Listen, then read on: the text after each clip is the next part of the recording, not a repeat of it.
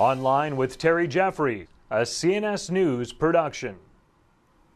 Hi, welcome to this edition of Online with Terry Jeffrey. Our guest today is country music legend Collin Raye. Raye is a native of Queen, Arkansas, and was raised in Texas, where he now lives. He has recorded 16 #1 songs and 5 platinum albums. Among his #1 songs are Love Me, In This Life, and Little Rock. His latest album, just released, is Through It All, His Love Remains, which features many hymns and religious songs. Collin, thanks for coming to CNS News. It's good to be with you. Really appreciate it. Now, I understand you grew up in a musical family. Yeah, there was never another option for me in a way, not because of family pressure, but I mean, once I started, my brother and I, who started out together, once we started realizing we could play and sing a little bit and people seemed to like it and they didn't get up and leave or hold their ears when we did it, we thought, well, maybe we can do this for a job, and we got a lot of encouragement at home because my mom had been a singer, professional singer, a nightclub. As she raised us, she would do that on the weekends. My dad was a bass player, so we got a lot of encouragement. My mom had actually even sang with Elvis for 6 shows back in 1957, which she still loves to talk about to this day. Not many people can say that. That's awesome. But so we had a good pedigree there, I guess you could say. So you and your brother, when you were little boys, you knew you wanted to be musicians. Well, little boys, like every American kid, I wanted to be Carl Yastrzemski because I was a left-handed hitter. I wanted to be a baseball player. And it's amazing though how when those dreams get cut short when you realize you're not very good. But luckily, music was there for me pretty early on. By the time I was 11 or 12, I thought, well, I kind of like doing this. People seem to think I'm good at it because at that age, you don't know if you're good at it. You hadn't developed your ears yet, as hearing ears, musical ears.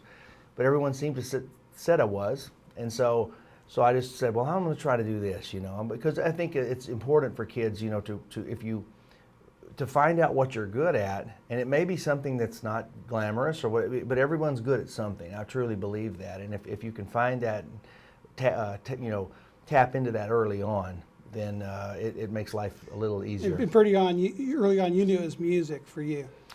Definitely, and not just as a performing it, but I loved it as a listener. I grew up. The first music I ever heard was like Buck Owens and George Jones. 5, 6 years old. First song I ever learned was "My Heart Skips a Beat" by Buck Owens. I still remember to this day. And then as I got into my teens, it was the early '70s, mid '70s, and I discovered rock and roll, and discovered the Beatles after the fact. And 70s rock was so different and colorful and Who were your favorite musicians back then? Eagles affected me in a huge way. I've had the honor of meeting 3 of them in my lifetime. Two were good experiences. One was not. Should I ask you who that was? Yeah, you might. It was Henley. You don't want to meet that. No, he's a tortured soul, I think. But and carries that around with him. But if someone says, well, who taught you how to sing? I say, well, Glenn Campbell and Don Henley indirectly, because I listened to those records and thought, I love that sound. I knew I was more of a tenor, had a higher register to my voice, and and Henley to me has just one of the greatest pop voices you could possibly imagine. Also a great songwriter. Oh yeah, not to mention that, a true poet, and maybe that's why he's tortured. He's such a great poet. But so you knew from a very young age music is what you wanted to do, but then also at a very young age you put that in concrete form and you formed a band with your brother? Yes, my brother Scott, who now plays with Miranda Lambert, who's doing really, really well right now. He's older than me. He's 3 years older than I, and we wrote songs together. We wanted to be the Everly Brothers. We wanted to be the 70s or 80s, I should say, generation of the Everly Brothers when we were kids, and it's as it often is the case, siblings you start to venture other ways, and you go, well, I want to do it like this. Well, I want to do it like this. Well, I want to work hard at this. Well, I don't want to work hard at this, or whatever. So one thing led to another, and we eventually became separated, and that professionally separated, but never as brothers. But you did record together some music. Yeah, we did some.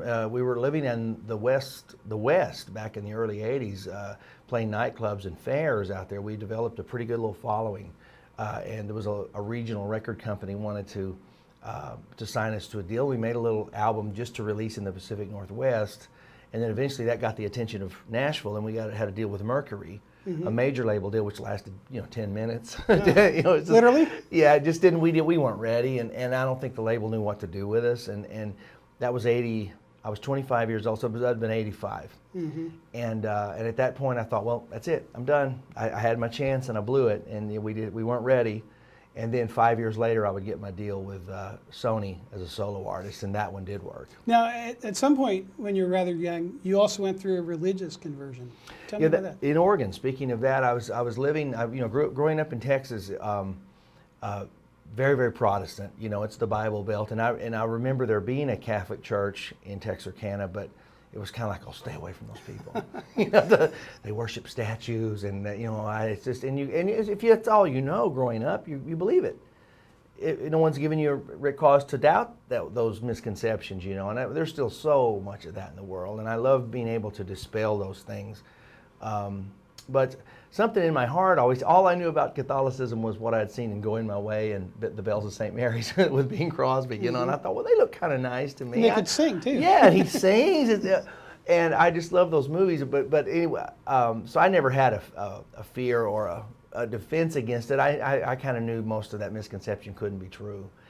And I was playing a nightclub out there, and this couple that would come see me on a regular basis every weekend, I started talking to them a lot, and I would go sit with them. And as I was working the crowd, I would sit down with them, and I realized they never really they would have a glass of wine and a beer, but they never really just partied. They just came to it because they liked my singing, they liked our band, and I thought, well, I like them. They're not just here to howl and get crazy, and they never did. And I started talking to them, and I noticed that Lil always had a crucifix around her neck, which I knew that meant she was probably a Catholic, and so I started asking them about it. I said, can I come to Mass with you sometimes? I just wanted to see, because in my growing up a Baptist, and I take nothing away from any, it depends on the individual. For me, it seemed like that wasn't enough. For me, it seemed like, God, there's got to be more to this than, I knew, but because of my Baptist upbringing, I knew my Bible pretty good, and I knew to compare things to the Bible. So if someone tries to tell you something, check it with the Bible, check it with a good book, and make sure it lines up. And I did. And so when I started getting interested in the Catholic Church, which was right away as soon as I went, because I felt this presence in the room and this heavy feeling, but not a bad heaviness, this beautiful presence of something good. Where was this peaceful. exactly, Collin? Portland, Oregon. Our Lady of Sorrows Parish was the parish, and So your conversion to Catholicism literally started in a nightclub in so. Portland, Oregon. I guess the Riverside, the first time I talked to them about it was a place called the Riverside in Beaverton, which is just outside of Portland. And I guess you could say that, because God will lead you where He wants you to be through, and it's rarely is it the path that we think it's going to be. Isn't it funny how many times have you met someone in your life and you thought was going to be an impacting meeting, it turned out to be a mistake, or a business partner that turned out to be someone you shouldn't have been involved with, but through that bad meeting, you met another person who was also a bad meeting, but through that person you met a person who was the one. God He's way smarter. There's than an we act of are. providence in a nightclub in Portland, Oregon. Absolutely. You met this couple. She had a crucifix. She was nice people. And what was the parish you went to? Our Lady of Sorrows in Portland, Oregon. Still there, in a little bitty parish, and I don't know. I just was moved, and I thought this feels like I felt like I was home. I felt like I was like you put on some nice comfortable sweats that feel good, And I thought this is great. So I wanted to know all about it. I saw people kneeling, genuflecting, and what is that all about? At first, my Baptist upbringing said statues. See, they were right. They're kneeling to stand, but I knew it couldn't be that. But as I started talking to people about it, or to them, and I said, well, I want to do this. So I went into RCIA, but throughout my RCIA, the catechism, I was comparing everything to the Bible, like Dr. Scott Hahn does so brilliantly in the church now. Because he's so biblically, he knows his Bible.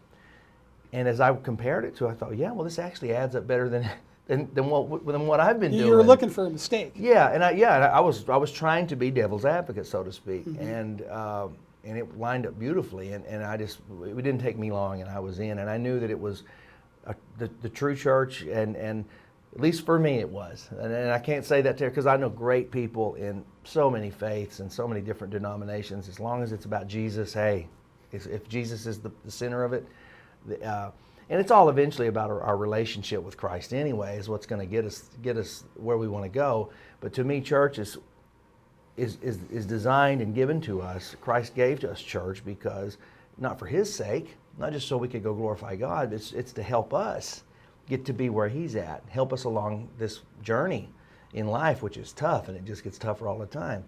So to me, when I realized, why wouldn't I want all the accoutrement that God has given us, all the signs, all the sacraments that are desperately needed, why would I not want that? Why would I know about this and turn away from it and say, no, I'm just gonna focus on just prayer only. So you were confirmed as a Catholic at Our Lady of Sorrows in, yes, in Portland, Oregon. How old were you then? 23. It all happened in the year of my 23rd year.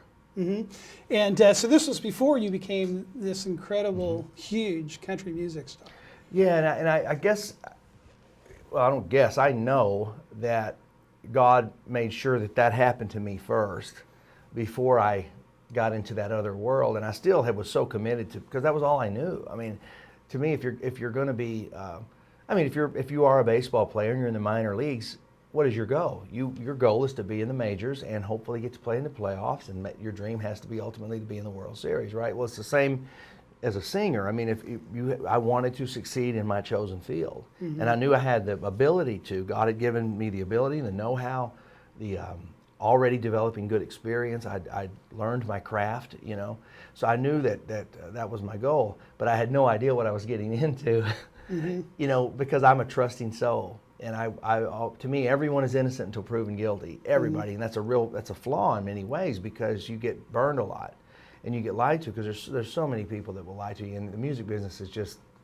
rampant with it. And so I'm so glad I had the basis of my faith with me when I stepped into that world. So it's what, 1991 when you cut your first number one Love song? Me was the first hit. It went to number one for 3 weeks. Actually, 20-year anniversary this December will be the 20th year since it went number one. Very, very classic love song.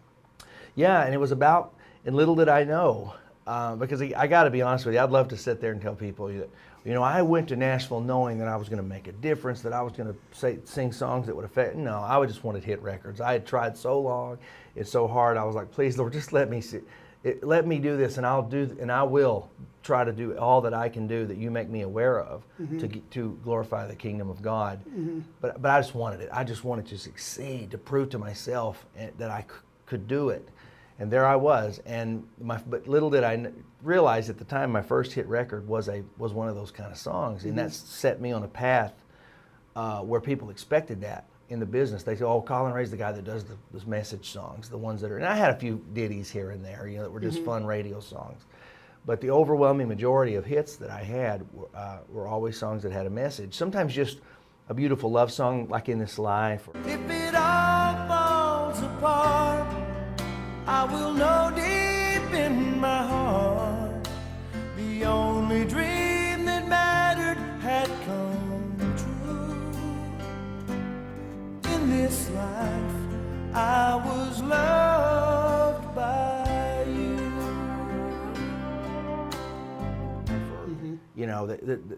That could be taken as a couple's song or a relationship with God song. It has the double meaning. Right. But very often songs about social issues, and we Little made Rock. we made hits out of them, or God made hits out of them. And then also, was there not an awareness among your audience that there was something a little different about your songs? Oh yeah, I think so, and that's why my audience to this day is more exclusive, I guess you might say, selective than just the normal country music audience. Let's say if they put me on if I'm playing a big country festival in the upper Midwest, every year they have a lot of these big festivals, 100,000 people, and it's a big huge little mini Woodstocks. I'm always the guy that sticks out, because my show is different. Mine is very intense and very animated, very fun, and I love to use a lot of humor and a lot of self-deprecating humor, and that warms people up to you, and they realize you're okay, you're one of them. But I mean, my music sticks out. It's different. Well, let me ask you this: you hear people in Hollywood, conservatives who might be covert or overt in to Hollywood be. that particularly people who have traditionalist moral values and traditional social vision are not very welcome in the movie industry or in the television industry. Well, what about in the country music industry? Is there any of that you believe in the line of business you're in? Unfortunately, yes, and it's not with the artists because of the very nature, geographical nature of where a lot of country music artists and songwriters come from, which is the Deep South, Texas over to through the Deep South. Not totally, but I mean 80%. You know, we all come from that area. It seems like because that's the roots we had to make us legitimate country music artists. You know, I think because of that, there is a natural. Let me put it this way: there's a lot of Christians on the performing side of it. The industry is a different story. Unlike, say, Hollywood, where I think pretty much all the gatekeepers down there, and as well as the artistic people, are especially the artistic people, are very, very left-wing and will hold it and will control and hold it against you if you speak out on the other side. By the industry, you mean like the recording companies and record companies right. that Record are companies, a lot of the media down there, and I'm to each his own, but there are just things. Let me put it this way: it's okay to say the man upstairs as you're accepting your award. Right. If you were to sit there, I want to thank the good Lord. Those are just throw comments that everyone throw. Oh, thank you, Lord, thank you. And every once in a while you'll hear Jesus slip out. But as long as you don't, but it's okay. As long as you continue to promote the lifestyle that they're wanting you to promote, which is basically selling beer. When people said you know, they equate me with country. I go, well, I'm not really a country artist per se. I mean, my records were in the country music industry, but it was at a time when you could be different. Now you can't. It's kind of back now to just we're all selling beer and Do you think there's a marketing model in the country western music industry that tries to push songwriters and singers in that direction? Oh, yeah. This has got to be a rowdy song. It's got to be a beer hall type song. And dumb it down to the lowest possible common denominator lyrically. Like a lot of times, I know the greatest, most gifted songwriters on planet Earth are in Nashville, Tennessee, in the 615 area code. But and that's why they loved me and Martina McBride and a few others back in the 90s that were willing to cut songs that said, in other words, here, I've got this one in the drawer, let me play for you. But they would only play it for me or a couple other people because they knew that, well, so-and-so's not going to cut that. A, it's too hard for them to sing, it's too many notes, or it's too high. They won't, that'll run them off from it, or it just says too much. The general rule of thumb is keep it simple. You know, what was it, James Carville said that about politics or whatever? Or whoever said the keep it simple stupid, it totally fits in country music. It's like, don't get too wordy, make it blatantly obvious, every line. And if you're a person who loves, say, as we talked about Don Henley, and those kind of pop lyrics or rock and roll lyrics where you could use a lot of metaphor and poetic license, you can't really do that in country music if you want your song to sell. It needs to be right by the letters. I mean, very, very understandable to everyone. And you think that pressure has increased in the course of your career?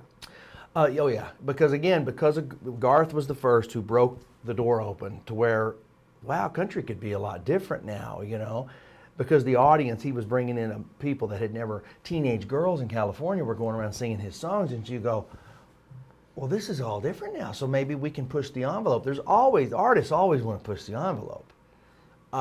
But then, it's about the time my run down there ended, about 2002, is when it was really becoming obvious that the gatekeepers had decided, look, our big run is over. Now let's just appeal to the demographic that we know we always have, that are always there, and that's the only demographic we're going to appeal to, and we're not going to worry about trying to bring in other people again. Those days are over. It's easy for them if they could keep it inside the cookie cutter. Totally. It is a cookie cutter world, and that's why, frankly, I have no desire to ever make another record like that. Well, in a minute, we're going to talk about some of the records you have made, and your newest one. Now, tell me about your granddaughter, Haley. Well, tell me her story. My family was blessed beyond measure with my first granddaughter, my firstborn's firstborn, my daughter's daughter, Haley Bell, and Haley Marie, and she was born in 2000, and the first couple of years of her life, we thought she was fine. We didn't really, we noticed the little things here and there, like, oh, she may be a little autistic, or she may be a little slow learning, have a learning disability. We had no idea what was coming. She basically had a neurological dysfunctional condition that was progressive, regressive, that no one could diagnose, and we took her all over the country. I mean, you talk about realizing your inability to take care of your family. Because I mean, I was, as the patriarch of the family, I love that baby so much. I mean, it's like she was just as much mine as my own, even though it was a grandchild. There's no difference, you know. If you really, there's no difference between a child and a grandchild. I would just worship the ground that she walked on, and then eventually she didn't walk, and she couldn't crawl, then she couldn't hold her hands up, she would fall over, her head, she couldn't control her head, lost ability to speak. How old was she then? This all started going wrong about 4, and it was a very fast downward spiral, and over the next 6 years it was just brutal. It just got worse and worse and worse. Medically, we tried everywhere, everything, Mayo, Johns Hopkins, children's hospitals in Phoenix, Salt Lake City, Dallas, of course. Nothing. And it soon became apparent as this journey went on that doctors were saying, well, we're going to get you some answers, although they couldn't. But if they did get a diagnosis, it became apparent that we weren't going to like it. In other words, we're out here trying to get a diagnosis, but no one is saying we can help this child. She's not going to get any better. And so it was horrifying to watch how much she suffered, and how, I mean, she couldn't swallow, she couldn't, but yet totally aware, which is another issue of why, one other reason, which I'm sure we'll get into later, but maybe about why I'm so involved in all these life issues. But she's a little girl going through all this stuff. Yeah, tiny little girl that had no clue what was happening to her, and she, when you look at her, she would look at you with fear, like, Poppy, what, do something. I don't know, why can't I do this? Why can't I'm itching and I can't move my hand to scratch it. But that didn't mean like she was just no, she was totally alert and aware, but could do nothing. Her motor, her cerebellum was just basically being eaten away. Collin, a couple of years ago you put out an album, Never Going Back, and you had a song, She's With Me.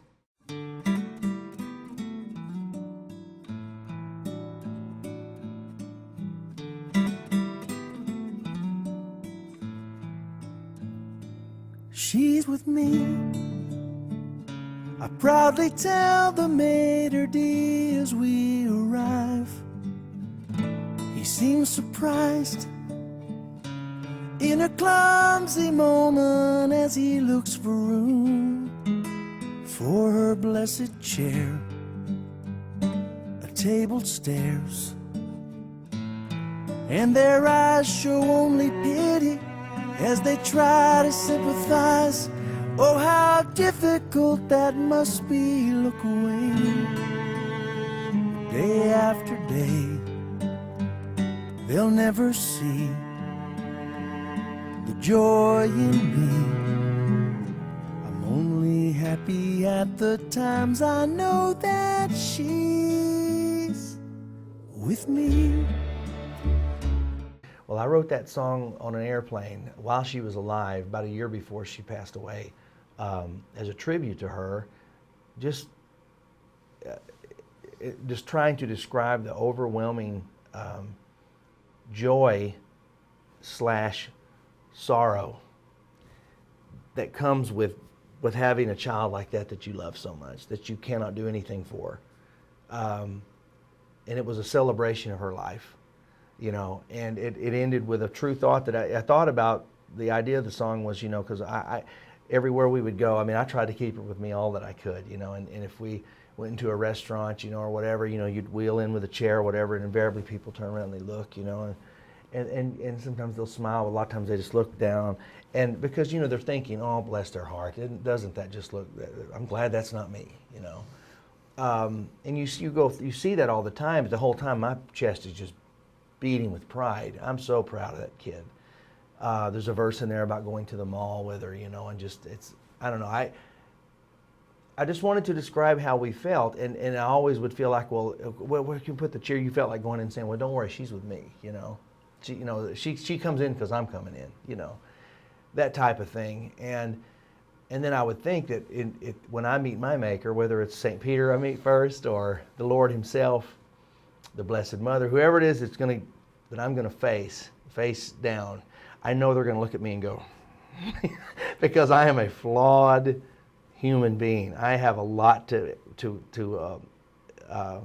answer for in my life, and I had the thought occurred to me, well, what if I had her standing there with me? And she said, don't worry, let him come in because he's with me, because I knew she was perfect. And that's in your song. Yeah, and that's how it ends. And she's a perfect human being. I mean, she has no ability to sin. She never knew what sin was and couldn't have sinned if she wanted to. She had no, So There's no doubt she's in heaven. Yeah, and I knew we had a saint living with us. And then when she passed away, and it was still unexpected. I thought we were going to keep her till she was 14 or 15, and she was 10, and the Lord just decided to stop her heart one day and stop her breathing, and that was it. And my daughter called 911, and I can't imagine my daughter going through that. I was gone. I was coming back from Kansas City from a show, and I just got the call from the nurse saying, call immediately, something, and I don't know, oh God.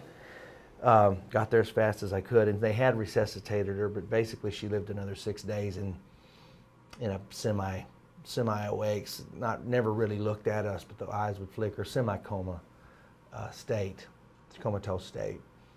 And I think one of the biggest regrets I have about that, we're not supposed to carry regrets with us for things we couldn't control, but I will always carry regret that I wasn't there with Brittany when she had to go through that. She was there alone. I have another little granddaughter, Brittany's second daughter, Maddie, who now is 7, and so she would have been 5 at this time. And it was just Brittany and the girls there when Haley just died. And so she was doing everything she could to resuscitate her. They did get her, like I said, they did get her awake after her heart, they got vitals back, a pulse after about 15, 16 minutes of being shut down. And so that's bad news when you go without oxygen to the brain that long, especially the little brain she had. But I just wish so much I'd been there too, but God didn't want me there. He chose for me to be somewhere else. Collin, of course, Terry Schindler-Shivo was a woman who had her feeding tube removed. She had a cognitive disability. She was in a nursing home. Her family wanted her to be treated and to have therapy and to keep her alive to feed her. She needed no other assistance other than the feeding tube. And her husband sought a court order, and eventually a judge did in fact order that she be starved to death. When did you first learn about the Terry Shivo incident? Well, I think like most Americans, I watched it unfold on television, but like most Americans, if not all Americans, I was grossly misinformed by the mainstream media as to what actually was taking place. You talk about spinning a story. That was one of the all-time great media spins as to what the technique that was going to be used. Most people, there's so many misconceptions. she was in a coma. She was not. She was alert and awake. She just could, like Haley, she just couldn't voice, she couldn't manipulate, the part of her brain that controls those things did not work. She was cognitively messed up. That she was fully alive and she was a human person. Totally. Absolutely. And at one point, their mother, Mary, had even asked her, says, Terry, if you can just say, I want to live, this will be over. This is how dumb this got, to the point where here's this person who's just struggling to, and if you can, we got to hear it from you. Your mother doesn't count, your brother and your sister don't count, your dad doesn't count. If you can say this, then we'll crank it back up again. And at one point, when she was still relatively coherent before the starvation and dehydration kicked in, she mouthed the word, and that's all she could get out. Now, if that's not enough, we are living with evil people in this country, and in high places, because it was really obvious she wanted to live. She didn't want to die. And for someone to just say, oh, it's better off. Since Haley's passing, I have heard, I've come in contact with a lot of families who have children very similar to Haley, who are totally dependent on you for care. But they're happy. Haley didn't smile a lot the last 4 years of her life. It was very hard to get a smile out of her. I just don't know if it wasn't because she didn't want to. I just don't think she could make her mouth smile. There's another little girl I know down in Tennessee named Lauren Helton, who's about Haley's age and has a very similar condition. It's not the same, but it's similar. She smiles all the time, but she still requires She can't do anything for herself. Anything. She's on a feeding tube, etc. And you will hear people make comments like, well, they just need to put that little girl out of her misery. And that's what brings the Texan out in me. I want to go, excuse me? Because, I mean, who's to say if she's in misery or not? Right. And who's to say you put her, I mean, that's Nazi. Any human being on the face of this earth who's raised a child knows when you bring a newborn child home, and that newborn child's home, that child is totally dependent on its parents. If you don't feed it, it will die. You have to feed it, you have to care for it, you have to keep it warm, you have to take care of your child until they reach a whatever age. Sure. How is it morally different to withhold feeding from a newborn baby than from someone who has a disability or someone at the end of life? I don't think it's different at all. And the fact that they're helpless. There are helpless people in our midst, from babies on, and elderly. How about the elderly? How about soldiers who went to fight for us in the Middle East, who come back cognitively impaired to where they can't feed themselves? Should we just gas them? I mean, and I've made comments recently which makes people, do this when you compare anything to the Third Reich or something, they go, wait a minute. But in principle, I'm only talking in principle now. I'm not saying in actuality yet, but in principle, it's very similar to what the Third Reich did in the 30s with the first thing they wanted to do was get rid of any citizens in the population who could not benefit the state. In other words, even Down syndrome. And look how many Down syndrome people have jobs and that kind of do take care of themselves a little bit, but that wasn't good enough for him. In other words, if they're a burden on the state, get rid of them. And the way, but it wasn't, he didn't come out and say that in a campaign speech. No, it was gradually, and I'm a student of history. I know that area of history very well. And what they would do is they would go into the home of someone who had a Haley in there and say, look, we know your daughter is sick, but we've got this new cutting edge hospital that the Fuhrer has built himself, over in Heidelberg or whatever. We're going to take, because we have the right to do so, we're going to take your child out of the home, whether you want it or not, but it's for their own good.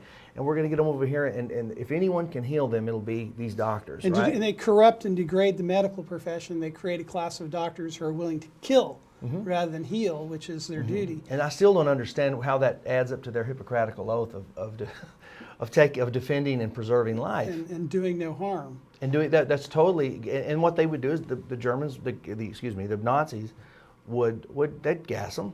And then the family would get a telegram 3 weeks later or so saying, "Oh, we're so sorry, but little Maria passed away she got pneumonia," and that was all they got. And that's how they were getting rid of their burdensome people. And people say, "Well, you really think that could happen here?" Well, yeah, kind of is. And if the difference is, we can still speak here. If this was Nazi Germany, we'd be getting a visit from some stormtroopers here in about 15 minutes with clubs. Here in America, we can still do this. We can speak out against it and say, look, this is what's happening, folks, and if we'll just wake up. And the people who stand in the middle, and of which I used to be one, and stand in the middle and just go, well, as long as it doesn't affect me personally, I just want peace, because we won't want, no one seeks controversy. No one seeks to have someone yell at them and be mad at them, but you have to stand up and say, and the most powerful way to do it is with your vote. There's other ways to do it as well, but you got to educate people and say, no, we are not going to stand for this euthanasia. We're not going to stand for a government panel or a hospital panel or just some ex-husband or soon-to-be ex-husband or soon-to-be ex-wife determine if this person gets to live or die or not. No one has the right to take someone's life from them. Now Collin, you've become a national spokesman for the Terri Schiavo Life and Hope Network. What is that group and what do they do? Well, it was founded by the family, Terry's mother and brother and sister, Suzanne and Bob. Well, their father as well, but he's passed away now. But what it is it is a network of resources around the country, meaning attorneys / physicians who are committed to helping families like the Schindlers, not if, but when these things happen. They happen every day. And that's another thing the American people aren't aware of. This is Terry's situation was not isolated. It was just the one that got national attention. Happens every day in this country. So if someone's in a nursing home and their feeding tube is going to be withdrawn, the Terri Schiavo Life and Hope Network will try and get lawyers and doctors in there to advocate for them and defend their lives. Just happened in Maryland just this past week. A man named Sanger, I believe his name was Daniel Sanger. He was a man in his 50s, very similar to Terry, and someone in the family, a sister or someone, had said, he needs to we want him unplugged. And again, not on a respirator, not on, not still breathing on his own, not in a coma, okay, but just was ready for him to go for whatever reason they had. Got a court order to do so, and it was unplugged. Okay, so the family, the rest of the family, called the Life and Hope, got in touch with the Life and Hope Network, who immediately contacted an attorney for them, attorney in that area, in that state, went straight to work, got a court order to have it reinstated and put back in, and so the feeding tube went back in, and guess what? Not only is the man's body back to surviving again after 6 days of dehydration and starvation, but he's now responding to the medical staff. He's waking up. So this is the work that they want to replicate over and over and over again. Now, thank God they're doing it, because who else? Who else is stepping out there to and in other words, if my family is just, because most people are poor, most people don't have tremendous resources, and something like that happens, and they go, well, what am I going to do? This isn't right. Well, now there's a number you can call or get online and find, and someone immediately is going to say, look, we have an attorney in your area who will go to bat for you tomorrow, today. And so that's what's going on. And they've already been contacted by over 1,000 families in a similar situation like Terry's. It's 1,000. 1,000 families. 1,000 minimum. Wow. Now your latest album, Through It All, His Love Remains. It's a little bit different. This is a directly religious album, correct? Very much so, and it's a record that I've been wanting to make for 20 years. I always wanted to make an album of hymns, and especially a lot of Catholic hymns that I've always just loved so much and have affected me, mixed with a couple of songs that maybe, well, I love bridging gaps, and I love when, say a Baptist will hear this CD and go, oh, it's great, I love it. And maybe it'll make them not mistrust us so much, And if people buy this CD, some of the proceeds will go to the Terry Schiavo Life and Hope Network? Yes, and it's just a win-win-win all the way. God blessed me with, has blessed the fact that my voice is the same today as it was 20 years ago. I sing the same. I haven't lost anything, thank God. And I know that could change this very moment if he chooses it to. But I don't look the same anymore, but I sing the same. And these songs just came out. It was a very anointed session, I guess is what I'm saying. And the CD is beautiful. It really is a beautiful. And folks can go to the Terry Schiavo Life and Hope Network website and actually buy the CD there. Well, actually, you can go there. There's two websites I'm pumping today. One is there's actually, this CD has its own called hisloveremains.com. The name of the album is hisloveremains.com. Okay. You can go there directly. That's the fastest way to get the CD. Okay. But you can also say, click on and navigate through. But I highly recommend folks go to the Life and Hope, lifeandhope.com, because there is so much information that we obviously just don't have the time to get into about euthanasia and about what people can do, and everyone needs to know that they're there and willing to help. Collin Raye, thank you very much. Thank you so much. I sure enjoyed it.